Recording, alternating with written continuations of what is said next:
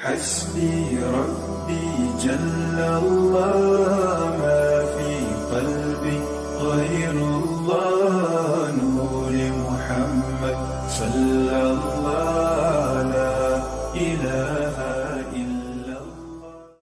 تو لیس بالجافی جو ہے اس کا معنی جو ہے دوسرا معنی اس کا ہے کہ جافی اس شخص کو کہتے ہیں کہ جو تند خو ہو. تند خو سمجھتے ہو؟ مزاج کے اندر جس کے درستی، مزاج کے اندر سختی ہو، جس کی طبیعت، جس کے مزاج کے اندر کیا نام ہے، سختی ہو، بد اخلاقی ہو، بات کرنے کی تمیز نہ ہو کہ کون میرے ساتھ کو گفتگو کر رہا ہے اور میں اس کو کیسے جواب دوں. یہ ایسے شخص کو کہتے ہیں جافی. تو اس کا معنی کیا ہے؟ لیس بالجافی، سرکار دو عالم صلی اللہ تعالی علیہ وسلم آپ کے اخلاق مبارکہ یا آپ کی طبیعت مبارکہ یا آپ کا مزاج مبارکہ جو ہے وہ سخت نہیں تھا، وہ سخت نہیں تھا. چنانچہ قرآن نے بھی یہ ارشاد فرمایا فَبِمَا رَحْمَةٍ مِّنَ اللَّهِ لِنْتَ لَهُمْ. یہ اللہ تعالیٰ کی رحمت ہوئی، اس کی مہربانی ہوئی کہ حضور آپ کو اللہ تعالیٰ نے ان لوگوں کے لیے جن کی طرف آپ کو بھیجا گیا ہے ان لوگوں کے حق میں نرم مزاج بنا دیا ہے، شیریں اخلاق اور نرم مزاج بنا دیا. یہ اللہ کی مہربانی تھی.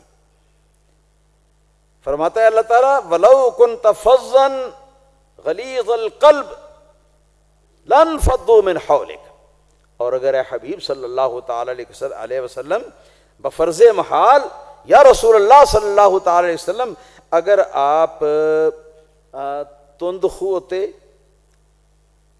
ہوتے اور سخت دل والے ہوتے، سخت زبان اور سخت لب و لہجے والے ہوتے، لن فضوا من حولک، تو یہ لوگ جو آپ کے گرد جمع ہوئے ہیں یہ پروانے بن کے، یہ مسلمان بن کے، ایمان لا کے، سرکار کے عاشق اور دیوانے بن کے، تو یہ لوگ پھر آپ کے قریب اس طرح نہ آئے ہوتے بلکہ یہ سارے کے سارے یہ ادھر ادھر بکھر جاتے.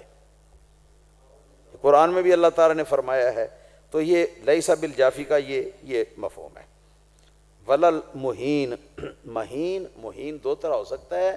مہین اس کو کہتے ہیں کہ جس کو لوگ حقیر جانیں، اور موہین وہ ہے کہ جو لوگوں میں سے کسی کو جو لوگوں کو حقیر جانے. تو لیس بالمہین یا بالمہین کا مفہوم یہ ہوا کہ سرکار دو عالم صلی اللہ تعالی علیہ وسلم نہ تو ایسے تھے کہ لوگ آپ کو حقیر جانتے ہوں، یہاں تک کہ آپ کے دشمن بھی آپ کو حقیر نہیں جانتے تھے، اور نہ ہی سرکار ایسے تھے کہ آپ لوگوں کو حقیر جانیں، بلکہ نبی پاک صلی اللہ تعالی علیہ وسلم عزت والوں کی عزت افضائی فرمایا کرتے تھے. آپ فرمایا کرتے تھے اذا جاءکم کریم قوم فاکرموہ. آپ فرمایا کرتے تھے جب کسی بھی قوم کا کوئی عزت والا آدمی، وہ قوم کے لوگ اس کو عزت دیتے ہوں، وہ اگر تمہارے پاس آئے تو تم بھی اس کو عزت سے پیش آؤ. سرکار دو عالم صلی اللہ علیہ وسلم نے یہ فرمایا.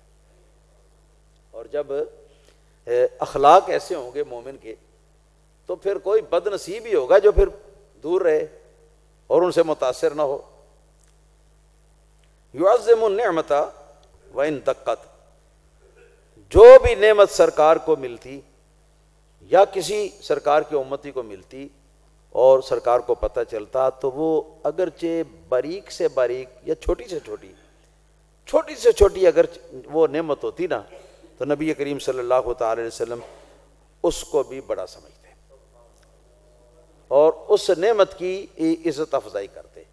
کیسے؟